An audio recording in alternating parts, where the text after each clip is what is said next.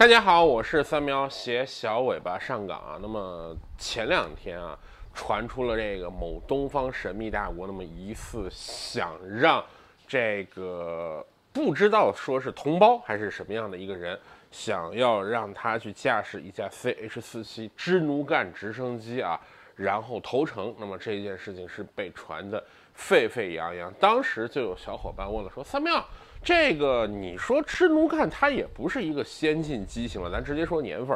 这飞机这个一开始研制的时候是1950几年代，它可是经历过越战的一个老机型了啊。那这个飞机如此的不先进，那为什么不让这个 F-16V 去投诚呢？哎，大家说句玩笑的话啊，这某大国的战斗机技术那不是遥遥领先吗？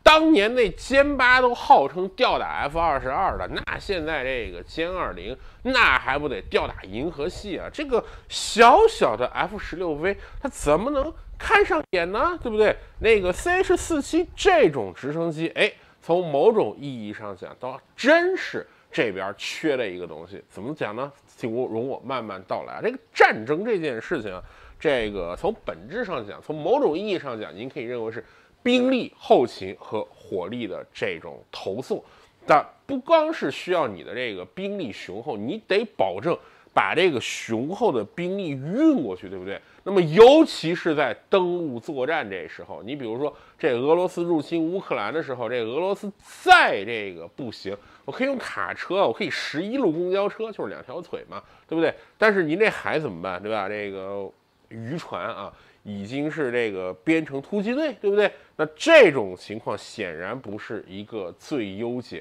现在的这种2栖登陆战讲究的是这种垂直登陆，所以您看各国的那种2栖登陆舰为什么造的越来越像这种航空母舰了啊？这中间都是可以停直升机的啊。你说这个日本的出云加贺，它到底是一个这个护卫舰还是一个航空母舰？你再比如说美国的硫磺岛，什么这些到底是2栖登陆舰还是航空母舰啊？那么整个的登陆作战讲究的是垂直登陆，那么直升机是完成这个东西最好的这个载具。之前我聊过一期节目啊，聊过这个 C130运输机，但是这种运输机虽然起降距离短，它还是需要平整的跑道的。那么在登陆伊始这样的一个时间节点上，这个跑道是未必能够保证的。那么你需要的就是直升机去占领这些地方。你详情参阅这个俄国，他在这个入侵乌克兰伊始的时候，想去占领乌克兰的安东诺夫机场，是直升机空突过去，等直升机完全成功之后，然后伊尔76运输机才会进场，对不对？那么也就是说，我们需要一个垂直起降的一个载重量足够大的一个东西。那么一般的直升机，它执行一些小队渗透突破可以。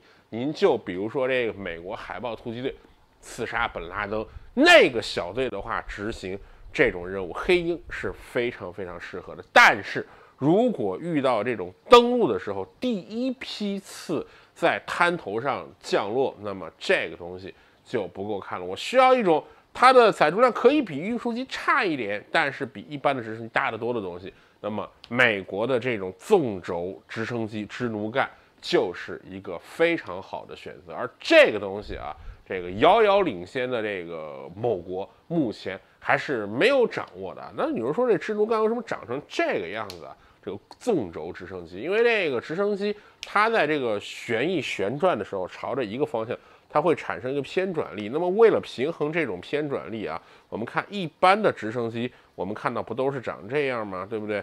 这后面有一根长长的这个尾桨啊，有一根长长的尾桨，那么它的这个旋转是可以用来去抵消这个旋翼的这种偏转力的。那么这种设计有什么样的这个好处呢？技术非常非常的成熟，但是坏处在于什么呢？有几点啊。第一，你的这个动力输出，它必须得有一部分用在这个尾桨上，不能100%的都用来去升力。那么第二点啊，你这个如果用作尾桨，尾桨本身就不能很大，为了平衡这个旋翼它产生的这个偏转力矩的话，它的这个力臂就得做得很长。所以你看，这种带尾桨的直升机，这个尾巴得做得非常非常长，这根尾巴上是没有办法去布置太多的这个载重啊，或者这样的一些基建的。哪怕是像什么海种马、黑鹰这种直升机，那都不行，对不对？那有没有这个别的这种处理方式？有，你比如说这个俄国的卡52直升机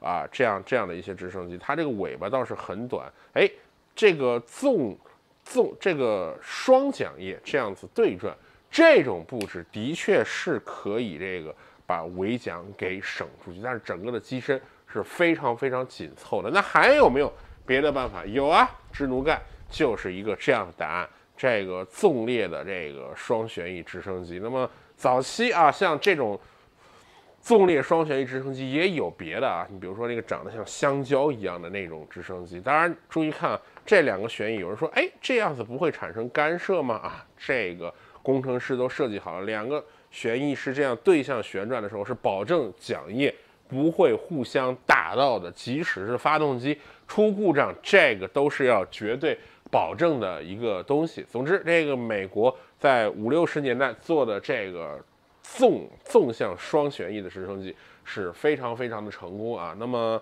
它的这个马力比这个黑鹰也要高出很多很多，载重也要比黑鹰高出很多很多。不光是侧面能开舱门，它的后面也能开舱门，它吊运能力也是非常非常强的啊。那么越战的时候啊，这个越南的这个战场很多是群山环绕这种地方，这个美军呢，它是需要这种火力的绝对优势，但是呢，火力绝对优势不光是有炮就可以，你得在需要的地方有炮。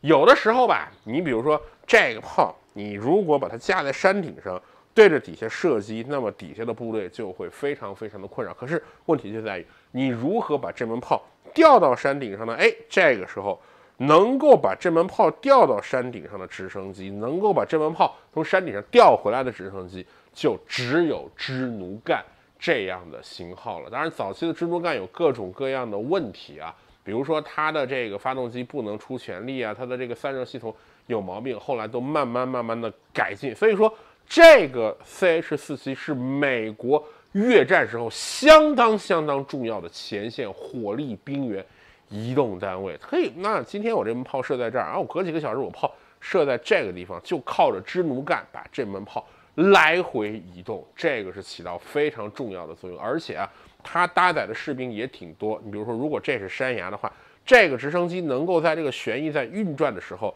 整个的飞机不实际着陆，然后后面开一个舱门，这个成员就可以从后面去下这个直升飞机，就跟这个下运输机似的。也就是说，这种直升机填补了传统直升机和这个哪怕是 C-130运输机之间的一个非常非常尴尬的空白。那么这种直升机在美国的应用啊，你比如说越战，然后这个整个的伊拉克战争用处非常非常的广。所以说这款老装备直到现在美国还在用着，因为它真的是一个非常非常实用的东西，火力啊、兵员啊这种运载。那么如果在这个登陆作战当中有这样的东西的话，那么兵员他第一波的这种投放效率会多好多好多倍啊。那么这是这种直升机。那么有人会说，那你为什么要说这个让一位飞行员去开着这飞机投诚啊？这个就不是我能猜测的了。你要是说起来，当时伊朗跟美国关系挺好的时候啊，这个伊朗也是搞来了那么几架这玩意儿的早期型号，找伊朗去搞一些屁外交易也不是不可以的事情。当然了，这种事情就非我所知也。总之啊，这个总结一下，战斗机这个领域，这利害国已经可以吊打银河系了。这一架歼20应该能够把美国空军都给灭了。